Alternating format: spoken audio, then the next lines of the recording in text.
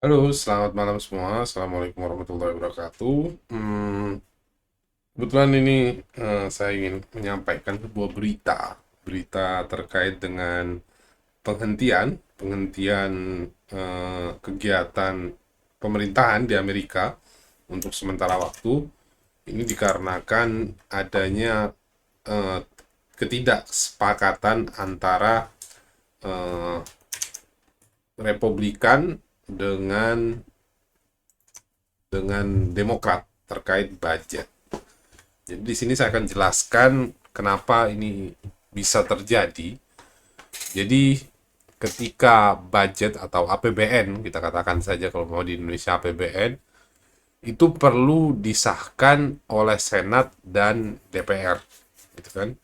Nah, kebetulan ini mandek, mandek atau berhenti di DPR-nya, gitu kan, karena DPR dikuasai oleh eh, Partai Republikan, yang mana merasa bahwa debt ceiling atau batas hutang negara udah terlampau besar, dan merasa bahwa itu adalah penyia-nyiaan salah satu eh, kegiatan apa pengeluaran yang sia-sia oleh negara dan tidak diperlukan. Oke, langsung saja kepada inti materinya.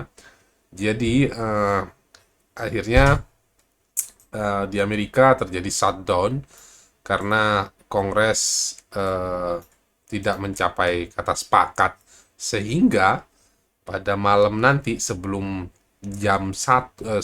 tanggal 1, pada saat tanggal 1 Oktober 2023, seluruh jajaran PNS yang bukan esensial akan tidak dibayar gajinya dan tunjangannya dan lain-lain, gitu. Jadi PNS-nya tidak akan dapat bayaran, begitu kan, sehingga eh, ya mereka harus di rumah seperti itu.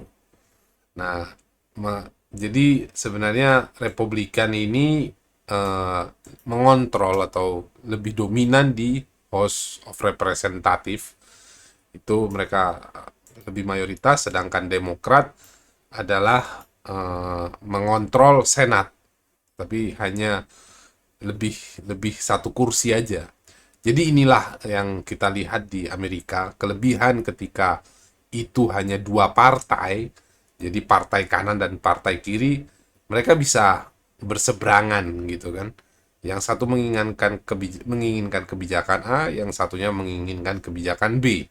Sehingga ada tukar pikiran, ada negosiasi di situ. Negosiasi apa? Negosiasi di mana eh, mereka berdebat untuk memutuskan sebuah kebijakan, itu berdebat, tidak asal memutuskan. Berbeda terutama di Indonesia ketika salah satu presiden jadi dari partai A, semuanya jadi pro, gitu kan, tidak ada yang kontra, gitu kan, tidak ada yang menjadi pembandingnya, tidak ada, sehingga hampir semua kebijakan itu mudah sekali. Kalau umpama kita dengar lagu Iwan Fals yang dulu-dulu, bahwa Dewan itu hanya mengerti kata setuju, jarang jarang istilahnya tidak setujunya jarang, gitu kan. Ya, itu benar, di Indonesia terjadi seperti itu. Jadi ketika eh, sebuah presiden jadi, gitu, semuanya partai-partai yang awalnya kontra jadi pro semua, jadi wah, gitu. Nah, ini yang memang harus ada kelebihannya, ada kekurangannya. Kalau kelebihannya semua perihal undang-undang mudah digolkan kan, tapi ternyata juga enggak ketika undang-undang tindak pidana perampasan aset tindak pidana itu tidak goal, gitu kan. Ya entahlah apa yang dipikirkan oleh wakil-wakil rakyat kita di sana, tapi memang seperti itu, gitu loh. Tapi kalau di Amerika berbeda, mereka hanya dua dua partai, gitu kan. Ada Demokrat dan ada Republikan, gitu. Nah, ketika kita tahu bahwa eksekutifnya saat ini dipegang oleh Presiden Joe Biden, yang mana Presiden Joe Biden itu sendiri adalah dari partai Republikan gitu kan, dari partai Joe Biden dari partai Demokrat gitu kan. Sedangkan untuk House of Representative-nya atau DPR-nya itu dipegang oleh Partai Republikan. Jadi gitu, sehingga ada sesuatu tidak mudah ketika melakukan perubahan undang-undang, ya harus ada diskus di sana. Harus ada diskus, harus ada pembahasan lebih dalam, ada pro dan kontra, sehingga mengeluarkan kebijakan yang bagus gitu. Ketika ada pro, jadi nggak semua ngegas, ada gas, ada juga rem, seperti itu. Kita harapnya sih Indonesia juga seperti itu ya. Tapi ya entah lagi gitu, ketika semuanya jadi gas semua gitu kan. Gitu. Tapi jangan rem semua juga. Kalau rem semua juga susah gitu loh. Memutuskan sebuah kebijakan jadi susah gitu kan. Ya berharapnya seimbang gitu. Tapi karena kita di sini nih menganut sistem multipartai, yang mana partainya bisa banyak sekali waktu dulu, sekarang udah mungkin agak lebih sedikit ya. Ya itulah yang terjadi di Indonesia. Kenapa harus semuanya pro? Kalau bisa membangun negara dengan kontra, ya kenapa tidak? Seperti itu. Oke, selanjutnya terkait materi ini ya, berita ini, jadi akhirnya perlu di shutdown. Nah, kenapa ini terjadi gitu kan? Nomor satu sebenarnya ini kaitan debt ceiling, utang luar negeri Amerika semakin lama makin tinggi nih. Karena udah 100% mungkin dari GDP-nya, dari gross domestic product udah tinggi sekali gitu. Terus kengototan dari bagian Demokrat bahwa mereka mau mendanai perang di Ukraina gitu kan. Dia harus mendanai 6 billion atau 6 miliar dolar untuk Ukraina gitu kan, dan 6 miliar untuk bantuan korban bencana. Dan ya seperti itulah, akhirnya kata dari Partai Republikan merasa ini nggak penting untuk mendanai perang di Ukraina. Ngapain ngurusin Ukraina? Jangan ngurusin Ukraina, dalam negeri ini kacau. Kok ngurusin Ukraina harus mengeluarkan uang hingga 12 miliar, 6 miliarnya untuk Ukraina, 6 miliarnya untuk bantuan korban bencana gitu kan. Sehingga tidak menemukan kata sepakat. Disinilah dimana itu nanti mereka saling salah-salahan nih. Demokrat merasa, wah ini yang salah Republikan. Ini gara-gara Republikan akhirnya PNS-PNS gak gajian nih. PNS-PNS jadi nggak terima duit nih. Sehingga negara ini makin susah, makin terpuruk gitu kan. Tapi yang Republikan juga merasa, wah ini gara-gara Demokrat semua ini. Kenapa harus danain si Ukraina? Urusin aja negeri sendiri kan, seperti itu. Nah, sehingga kalau umpama kita lihat, ini saling tuduh-menuduh gitu kan. Sehingga kalau umpama secara panjang lebar, ini tergantung nanti mau seberapa lama gitu loh. Di contoh ini saya berikan contoh ya di sini ya. Ada Miss Yellen ini dari Demokrat, karena dia juga treasury sekretaris dari kabinetnya Joe Biden. Dia katakan bahwa eh, kegagalan yang diakibatkan oleh House of Republican akan menyakiti Amerika, keluarga Amerika, dan menyebabkan ekonomi semakin sulit gitu kan, sehingga terjadilah ini. Kebetulan saya sampaikan juga, Janet Yellen ini dulunya gubernur Bank Sentral, The Fed-nya Amerika, gubernur Bank Sentralnya Amerika. Nah, inilah yang terjadi gitu. Ketika tidak mencapai APBN di Amerika, tidak mencapai kata sepakat, ya berarti semua fungsi juga. Sebagian besar fungsi dari pemerintahan harus diberhentikan sementara atau tidak digaji gitu. Ini salah satu rubriknya, dikatakan bahwa lebih dari 1,4 juta member dari militer dan 10.000 air traffic controller atau pengawas penerbangan harus bekerja tanpa digaji, without pay. Tapi untuk yang hal-hal yang penting itu akan tetap dijalankan. Contoh kepolisian yang penting-penting tetap akan berjalan. Seperti itu.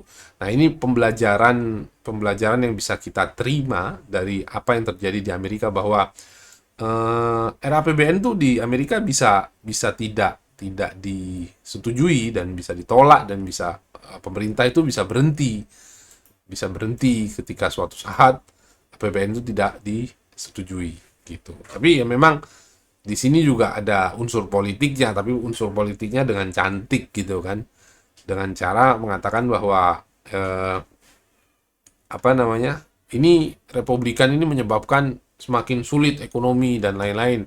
Di sisi lain, Republikan menyerang Demokrat dengan mengatakan, ngapain kamu bayar 6 miliar dolar atau 4,9 miliar euro ke Ukraina, ngapain gitu kan. Nggak perlu dana-dana seperti ini, karena debt ceilingnya semakin lama semakin ambang batasnya semakin tinggi gitu loh. Ya, kalau kita lihat, coba saya buka di sini ada berapa utang pemerintah Amerika. Kita coba buka ya. Debt to GDP ratio. Ini kalau Indonesia. Debt to GDP ratio 41,14%, semakin meningkat dari 2018 hingga 2021. Oke. Itu first, pertama itu. Sekarang kita coba lihat debt to GDP ratio Amerika. Nih. Ini yang memang dipermasalahkan juga sama Amerika. Dipermasalahkan oleh apa namanya? Dipermasalahkan oleh Republikan gitu kan. Jadi semakin lama semakin tinggi nih. Nih, terakhir sekitar ya seratusan, masih di atas 100% gitu kan. Di atas 120 malah ini. Nah, ini memang sangat-sangat tinggi. United States government debt accounted for 122,8% of the country nominal GDP. Bayangkan. Jadi hutangnya bukan hutang berbanding pajak loh ini. Ini hutang berbanding dengan gross domestic product, atau produk yang dihasilkan oleh suatu negara dalam satu tahun. Jadi itu 122,8%. Bayangkan, dulunya masih tahun 2020 udah 100 juga sih. Tapi ini meningkat terus, makin lama semakin meningkat. Inilah. Nah, kita juga tahu bahwa hutang itu bisa dari hutang luar negeri, bisa dari hutang obligasi seperti itu kan. Kebetulan di di Amerika ini hutang itu lebih kepada surat obligasi negara gitu kan, dibeli oleh warga negaranya sendiri. Amannya seperti itu gitu loh. Jadi masih bagus lah, masih bagus, walaupun hutang kalau kita sih terus terang di wilayah Indonesia ini, kalau ketika ngomong hutang, idih ngutang. Tapi sebenarnya juga kita lihat dulu sumber hutangnya dari mana. Ini sebenarnya sumber hutangnya dari rakyat, dari rakyatnya juga gitu, dari obligasinya. Ya seperti itu. Itu yang perlu kita bahas terkait apa yang kita dengar ini, informasi yang kita dapat, bahwa ini kelebihan di sistem dua partai, atau partai yang cuma dua, kita bisa kanan atau kiri, kita bisa berseberangan, tapi kadang-kadang juga kita bisa mengerti kata sepakat gitu kan. Ya di Indonesia biasanya ketika eksekutif dari golongan A, yang legislatif golongan A juga gitu loh. Jadi tidak ada discuss di situ, tidak ada keruwetan di situ. Jadi semuanya berjalan mulus saja. Ya, ada bagusnya, ada juga tidak bagusnya, karena semuanya jadi gas. Tidak ada yang mau jadi rem gitu. Gitu. Ya contoh, tapi lucunya saya katakan satu hal lagi. Lucunya ketika itu undang-undang yang ditawarkan oleh eksekutif dari contoh undang-undang perampasan aset tindak pidana, lo kok ngerem semua. Nggak ada yang berani mengatakan bahwa saya setuju, ayo disahkan gitu. Tapi ya nggak apa-apa lah, itu sebagai pembelajaran dari kita. Ya, keputusan terakhirnya di mana? Sebenarnya keputusan terakhirnya adalah rakyat. Ketika rakyat itu bersama semua turun ke jalan, demonstrasi, membantu eksekutif, membantu presiden kita untuk mengegolkan ini, itu akan menjadi sesuatu kekuatan yang besar. Sebenarnya DPR itu Dewan Perwakilan Rakyat, cuma wakil. Tapi ketika rakyat yang berbicara, rakyat yang turun, DPR juga tidak bisa apa-apa seperti itu. Ya, tapi gerakannya harus masif. Tidak bisa kalau gerakannya terlalu sedikit, ya tidak bisa. Gitu kan. Ya, itu aja mungkin yang bisa saya sampaikan malam ini. Udah jam 11 malam. Eh, ya, demikian yang saya sampaikan. Terima kasih banyak. Selamat malam. Assalamualaikum warahmatullahi wabarakatuh.